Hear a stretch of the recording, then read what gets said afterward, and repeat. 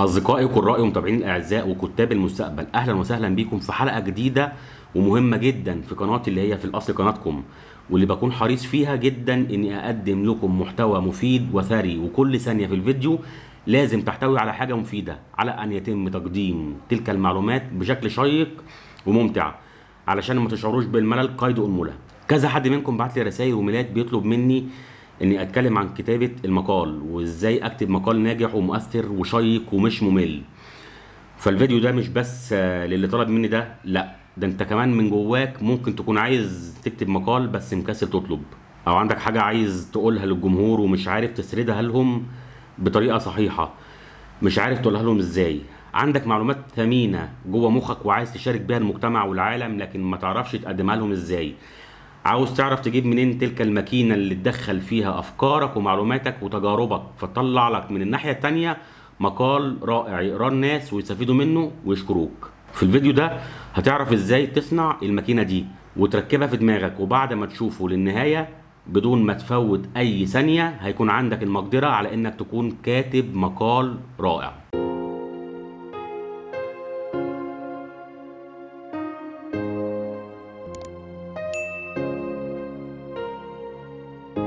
زي ما قلت لك قبل الفاصل، سبب من اسباب كتابة المقال هو انك عندك حاجة عاوز تقولها، معلومات عايز تشاركها مع حد. ولكن هل في اسباب تانية؟ والله في اسباب تانية. طب زي ايه؟ هقولك انا زي ايه. انت ممكن تكون عايز تبقى كاتب مقال عشان تبدي رأيك في قضية ما او شيء ما، زي التحرش، الحروب، الثورات، الاقتصاد، السياسة.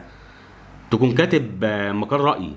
انت ممكن تكون عايز تبقى كاتب مقال عشان تعلم الناس حاجة معينة، زي مقالاتي اللي بكتبها في موقعي الرسمي واللي المفروض حضراتكم تطلعوا عليها لانها مكملة لكل اللي بقدمه هنا.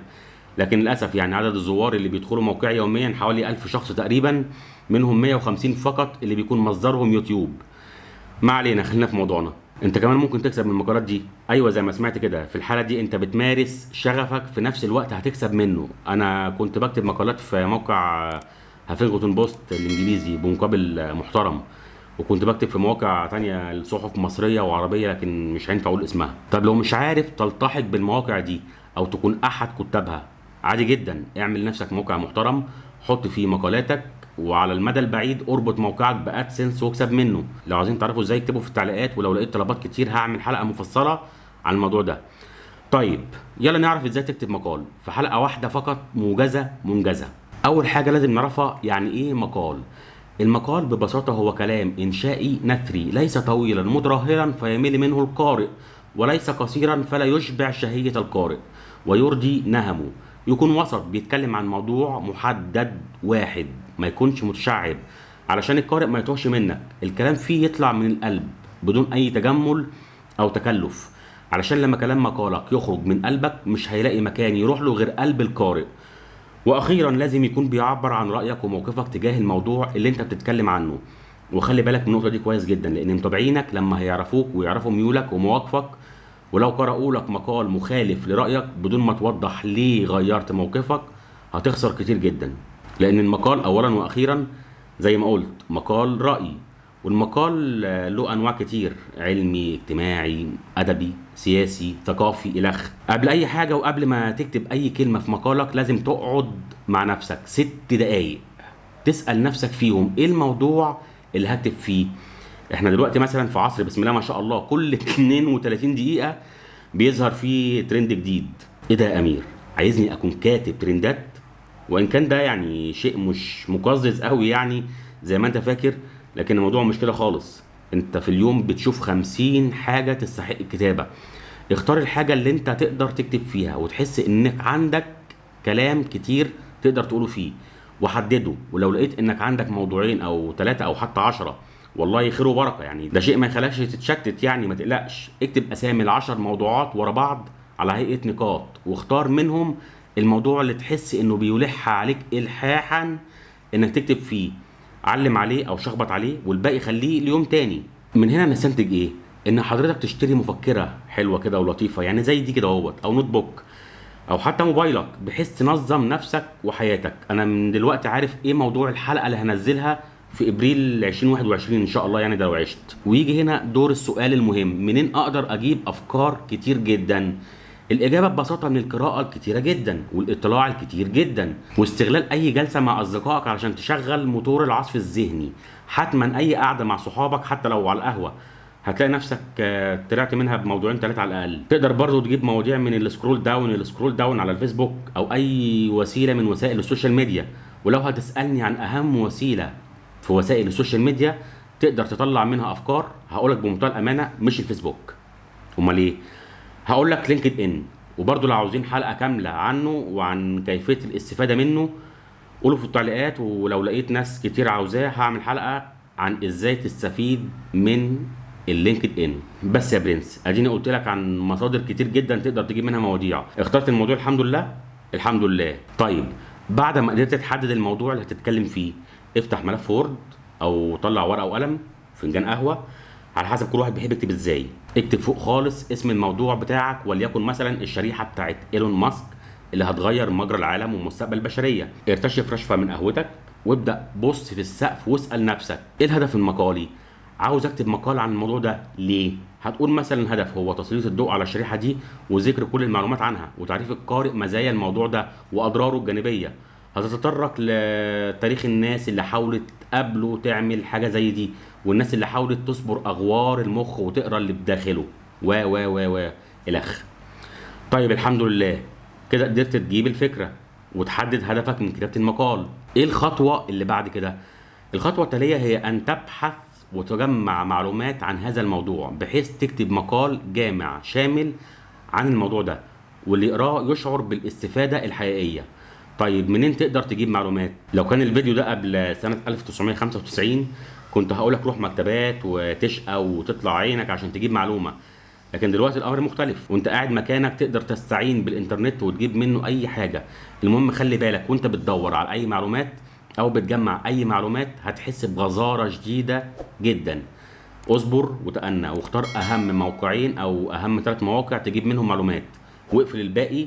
ركز في المواقع اللي انت اخترتها، استقي منها معلوماتك، خد كل المعلومات اللي تقدر تاخدها لحد ما تشعر بالاكتفاء وتحس انك خلاص مفيش تاني. بعد كده هتبدأ تفند وترتب المعلومات دي اللي انت خرجت بيها والمعلومات اللي انت اصلا عارفها لو عندك معلومات يعني، عشان تخلطهم مع بعض وتمزجهم وتصهرهم وتخرج في الاخر مقالك.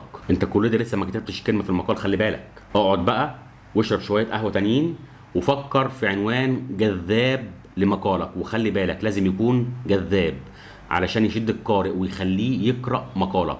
العنوان ده زي بوابة مطعم أو كافيه زي ما قلت قبل كده، أنت عمرك ما تدخل كافيه واجهته وبوابته مش جذابة. نفس الموضوع مع عنوان مقالك. طب إزاي أكتب عنوان جذاب لمقالي؟ إيه شروط العنوان الشيق؟ هقول لك.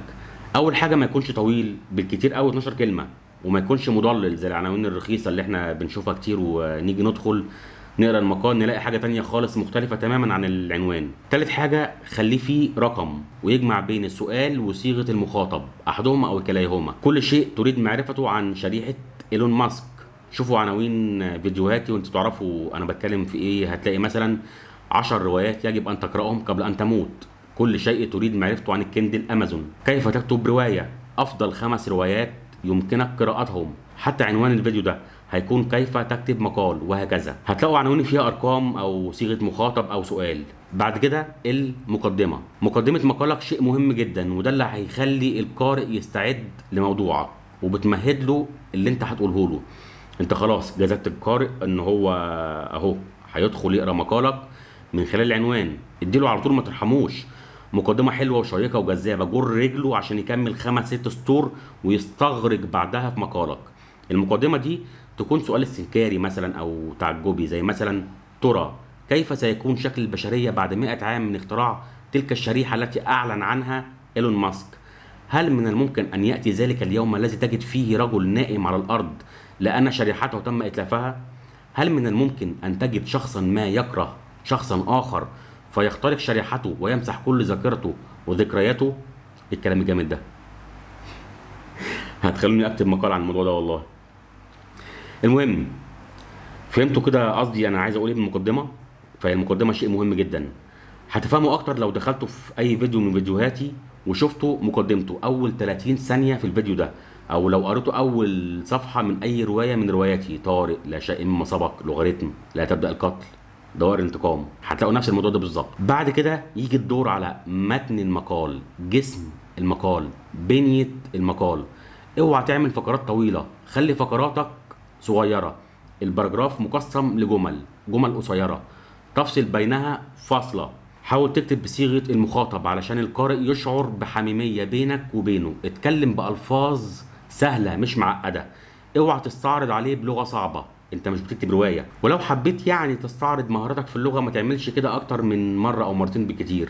اوعى تتشعب عن موضوع مقالك، ولو حسيت نفسك هتتشعب شوف ايه الموضوع اللي انت هتتشعب له وخليه في مقال تاني. شوف كده في خلال الفيديو ده انا كنت هتشعب لحاجتين وقلت اني هتكلم عنهم، بعدين كملت الحلقه بتاعتي واستمريت في الحديث عن موضوع الفيديو اللي هو كيف تكتب مقال. بعد ما تخلص المتن بتاع المقال ادخل على الخاتمه، واللي لازم تكون مختصره برضو وخفيفه علشان القارئ خلاص دماغه اتكيفت من معلوماتك. خلي الخاتمه تكون ملخصه لكل ما سبق. وشكرا، انت كده خلاص كتبت المقال. هتنشره او تبعته للمجله او الموقع؟ لا طبعا يا ابني، انت لو بتبعت فويس لحد بتجري تسمعه تاني لا يكون فيه اي حاجه غريبه او اي حاجه غلط وتلحق تسحبه قبل ما تسمع من الطرف التاني. بعد ما تكتب مقالك سيبه وروح اعمل قهوه تانية او كوبايه كركديه. اقف في البلكونه شويه وارجع راجع مقالك مره واتنين وتلاته. ضيف كلمه، شيل كلمه، حط علامه، شيل نقطه، وهكذا.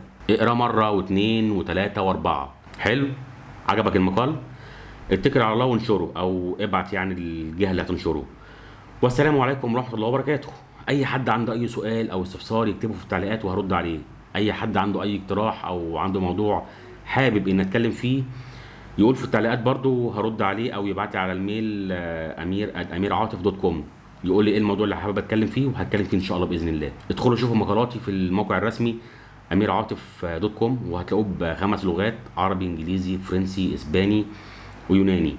ولو مش مشترك اشترك حالا وفعل زر الجرس عشان يجيلك كل جديد ومفيد في قناتي اللي انا حريص دايما انها تحتوي على كل ما هو مفيد ومحتوى ثري يضيف لك شيء مقابل وقتك اللي بتقضيه جوه قناتي. القاكم دايما على خير. امير عاطف.